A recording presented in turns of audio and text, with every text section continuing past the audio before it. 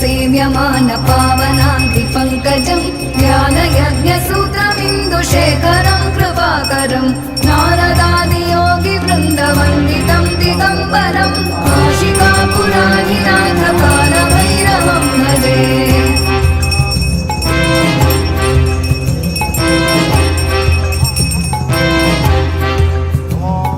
भानुकोटिभास्वरं भवाब्धितारकं परं नीलकण्ठमीप्सितार्थदायकं त्रिलोचनं कालकालमम्बुजाक्षमक्षशूलमक्षरं काशिकापुराधिनाथ कालभैरवं भजे।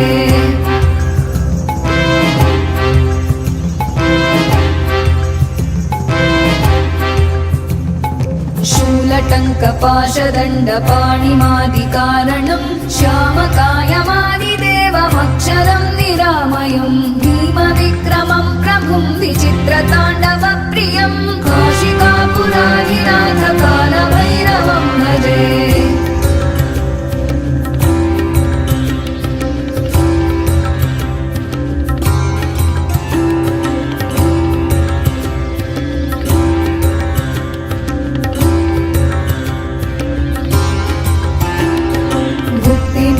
दायकं प्रशस्तचारुविग्रहं भक्तवत्सलं स्थितं समस्तलोकविग्रहं विनिक्मणं मनोज्ञहेम किङ्किणीलसत्कटिं काशिकापुराधिनाथ कालभैरवं भजे।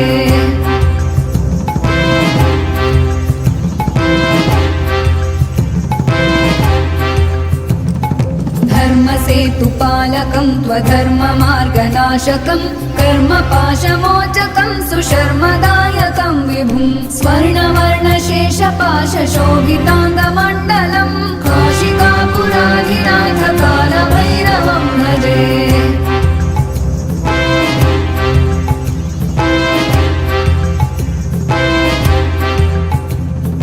रत्नपादुका प्रभाभिरामपादयुग्मकं नित्यमद्वितीयमिष्टदैवतं निरञ्जनं मृत्युदर्पनाशनं करालदंष्ट्रमोक्षणं काशिकापुराधिनाथ कालभैरवं भजे।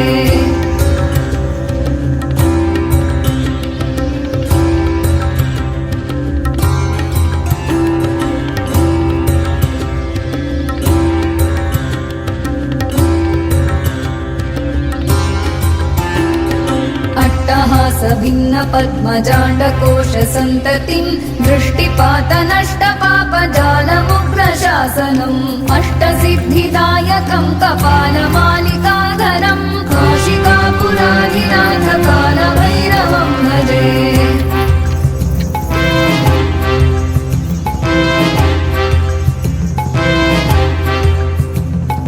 भूतसङ्घनायकं विशालकीर्तिदायकं काशीवासलोकपुण्यपापशोधकं विभुं नीतिमार्गकोविदं पुरातनं जगत्पतिं काशिकापुराधिनाथ कालभैरवं भजे।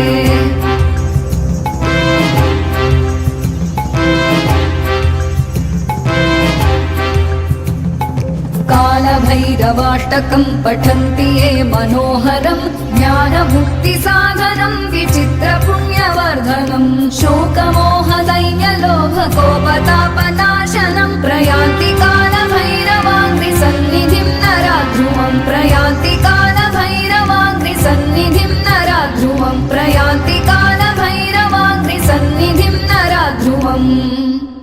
ఉమ్మాపూర్ విలేజ్ వచ్చిన తర్వాత ఒక 2.5 కిలోమీటర్స్ మనము ఈ కొండ దారిలో వెళ్ళాల్సి ఉంటుంది. సో ప్రతి పౌర్ణమికి, అష్టమి రోజు, అమావాస్య రోజు ఇక్కడ ప్రత్యేక పూజలు జరుగుతాయి. ఉమ్మాపూర్లోని కాలభైరవ టెంపుల్, కొంచెం ఉమ్మాపూర్లోని కాలభైరవ టెంపుల్కి వచ్చే దారి అండి. దీని లొకేషన్ అన్నీ షేర్ చేస్తాను, మీకు టెంపుల్కి సంబంధించిన డీటెయిల్స్ కూడా పెడతాను.